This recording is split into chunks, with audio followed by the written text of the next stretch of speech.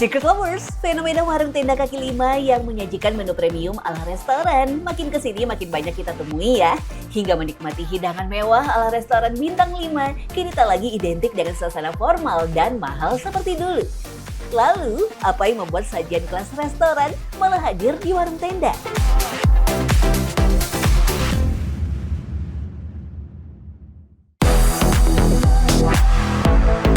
Salah satu warung tenda yang menyajikan beragam sajian khas barat berkelas mirip sajian restoran adalah warung di Bogor, Jawa Barat yang sempat viral ini nih Secret Lovers. Rupanya nggak cuma resepnya aja loh yang sama dengan menu restoran, bahan yang digunakan untuk memasak pun juga premium. Tapi jangan khawatir, walaupun menggunakan bahan premium, harganya tetap terjangkau. Soalnya pemilik warung tenda ini membeli bahan-bahannya grosiran Secret Lovers, jadi bisa lebih murah tuh.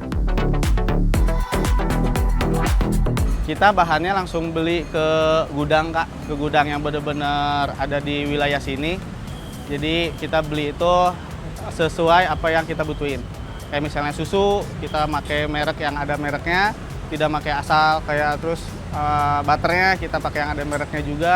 Karena kalau kita pakai bahan yang tidak premium, dari rasa pun kurang. Beragam sajian barat yang ada di sini seperti chicken Gordon Bleu, chicken steak, dan Swedish chicken meatball semuanya fresh alias baru dibuat ya Secret Lovers. Hasil perpaduan resep asli dari barat ditambah modifikasi dari berbagai referensi. Aneka jenis saus seperti saus jamur, barbecue, lada hitam pun dibuat setiap hari sehingga selalu fresh. Dan ini nih yang khas Indonesia banget, ada nasi untuk pilihan karbohidratnya selain spaghetti dan kentang goreng. Pastinya bakal bikin perut kita kenyang pakai banget loh Secret Lovers. Dagingnya pun menyesuaikan keinginan pasar warlock, yakni bukan dada, melainkan paha. Kita sesuai di sini, ciri khasnya. Sebenarnya awal mulanya kita mau pakai dada Kak, tapi tidak semua orang suka dada. Makanya kita ngelihat siklus masyarakat yang di sini, kita coba paha. Kenapa? Karena tekstur paha kan lebih juicy Kak, lebih juicy. Terus walaupun tatakannya itu berantakan, tidak seperti dada, tapi menurut saya kenapa saya pilih paha, karena mungkin pasarnya lebih banyak di paha Kak. Bagian paha ayam jadi salah satu menu favorit di sini, yaitu Swedish chicken meatball. Daging paha ayamnya dicacah dulu untuk kemudian dijadikan adonan Swedish chicken meatball. Oh iya Secret Lovers, mencacah bagian paha ayam ini dilakukan manual supaya hasil cacahannya masih memiliki tekstur yang agak kasar. Jadi dagingnya lebih berasa tuh. Setelah itu tinggal tambahkan tepung dan susu UHT. Untuk harga kuliner barat di sini, walaupun cita rasa restoran dan bahan premium, harganya benar-benar terjangkau loh. Mulai dari 30 ribuan, warlock pun bisa menikmati sajian khas barat berkelas. Gak heran banyak pengunjung yang datang ke lapak kaki lima ini, karena selain murah, rasanya juga gak murahan. Bahkan banyak pembeli yang gak menyangka western food alias makanan barat di sini rasa dan kualitasnya sekelas restoran walau disajikan di warung tendaan. Kualitasnya bukan yang murahan, tapi rasanya udah sama kayak makan di restoran gitu. Aku lihat di IG sih sebenarnya, penasaran. Perdana kesini karena viral kan, jadi nyoba kesini pengen nyoba ini chicken Gordon Bleu-nya yang ini enak, terus murah juga harganya. Jika menu restoran ala barat dengan kualitas rasa berkelas masih sedikit dijumpai di lapak kaki lima, menu restoran yang lebih dulu menghampiri pasar warung tenda tapi tetap dengan kualitas premium adalah menu sajian khas negeri Sakura Jepang. Seperti warung tenda di Jalan Pajajaran Bogor ini. Beragam menu khas Jepang ada di sini dengan banyak menu favorit, sebut saja chicken katsu curry, chicken katsu mentai, beef teriyaki, meat mentai bowl, dan juga beef curry bowl. Cukup untuk sajian yang menggunakan saus atau topping mentai, biasanya di-torch alias dibakar sedikit dulu nih Secret Lovers. Hal ini dilakukan untuk meningkatkan cita rasa dan memberi tekstur yang unik pada makanannya. For your info ya, efek karamelisasi akan menciptakan rasa manis dan gurih yang lebih dalam. Yap Secret Lovers, keberadaan menu resto Jepang di warung tendaan tak hanya membuat semua kalangan bisa menikmati sajian mewah dengan harga yang murah meriah, tapi juga bisa merasakan sensasi baru menyantap sajian mewah di pinggir jalan. Oh, kalau bahan kita udah pasti tentu premium, Kak. Dari segi tepung roti aja kita pakai kualitas yang lebih premium sih, Kak. Dagingnya juga udah pasti daging slice-nya. Terus kayak jadi ayam-ayam filletnya juga lebih premium aja sih betulnya. Kalau daging udah pasti kita menyesuaikan daging lemak tidak terlalu banyak. Terus juga kayak untuk dagingnya juga jangan terlalu banyak, harus seimbang sih, harus balance saja. Jadi biar sesuai, ya premium, Kak. Dalam sehari, warung tenda ini bisa menjual hingga 200 porsi. Untuk daging ayamnya sendiri sekitar 50 kg, sedangkan daging sapi sekitar 60 sampai 70 kg. Keberadaan warung tenda di sini rupanya selain karena banyak warga yang suka kuliner Jepang, lokasi yang berada di pinggir jalan juga memudahkan para pelanggan makan lebih satset tanpa perlu masuk ke dalam mall atau pusat perbelanjaan. Dari yang kalangan muda sampai yang tua gitu bisa dari gitu. Gen Z sih ya, jadi lebih budgetnya ya, jadi lebih oke gitu. Masuk di kantong Gen Z.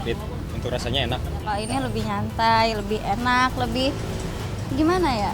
Lebih enak aja sih. Sih senang ya, soalnya jadi harganya lebih terjangkau, terus juga nggak usah masuk mall, tinggal parkir aja di pinggir jalan, udah bisa makan. Fenomena hijrahnya kuliner Jepang ataupun kuliner barat dari restoran mewah di dalam mall beralih ke warung tenda kaki lima mencerminkan pergeseran besar dalam cara masyarakat menikmati makanan asing. Hidangan ala Jepang ini tidak lagi identik dengan harga mahal dan atmosfer formal. Di warung pinggir jalan, menu-menu ini disajikan dengan adaptasi lokal yang cerdas. Pertama, tentu faktor ekonomi. Kan tadi penyesuaian harga, penyesuaian tempat, dan sebagainya. Lalu yang kedua, kebudayaan. Bagaimanapun yang namanya budaya konsumsi, apalagi ini adalah konsumsi yang sifatnya kuliner, itu akan terbawa dengan kita punya cita rasa kebudayaan. Bahkan gak cuma itu aja, faktor demografis juga ikut mempengaruhi keberadaan menu restoran di warung kaki lima. Karena untuk saat ini, keberadaan pemukiman kelas menengah juga sudah bergeser ke pinggiran kota. Hal ini juga lah yang membuat menu-menu restoran tidak hanya ada di pusat-pusat perbelanjaan, tapi juga di lapak pinggir jalan. Dampaknya tentu ya secara ekonomi itu berarti mengungkit ekonomi rakyat. Di satu sisi ya, bahwa banyak pemain-pemain baru yang dahulu resto dipegang oleh investor, oleh investasi besar, sekarang dengan menu yang sama, walaupun ingredientnya sedikit berubah, itu berubah.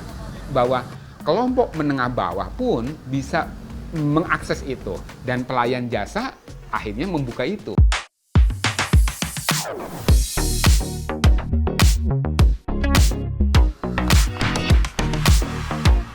Circuit Lovers, fenomena menu restoran yang hadir di lapak pinggir jalan membuktikan bahwa batas antara kuliner premium dan street food kini semakin tipis.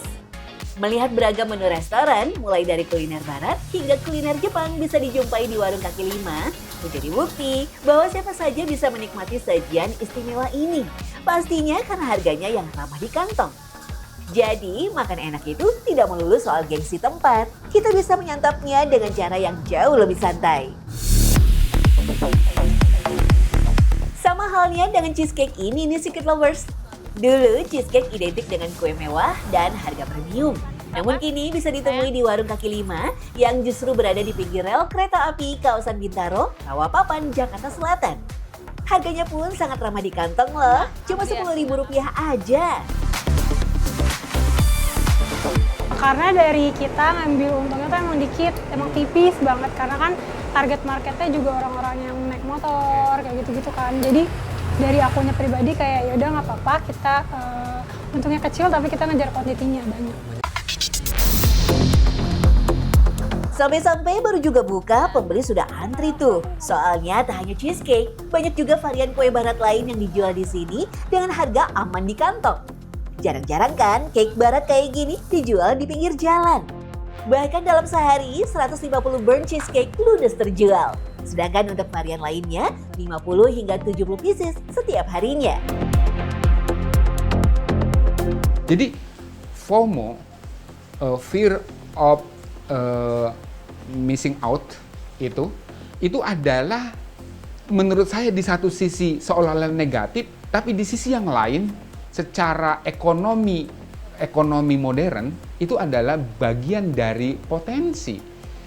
Saya sebut FOMO itu adalah stimulasi desire, stimulasi hasrat ingin sesuatu, hasrat konsumerisme. Rupanya, selain harga yang murah, ada faktor lain lagi yang membuat makanan mewah di kaki lima diserbu pelanggan. Yes, Chicken Lovers, faktor FOMO, fear of missing out, alias rasa takut atau khawatir tertinggal dengan tren dunia atau tren global. Kalau kalian gimana nih?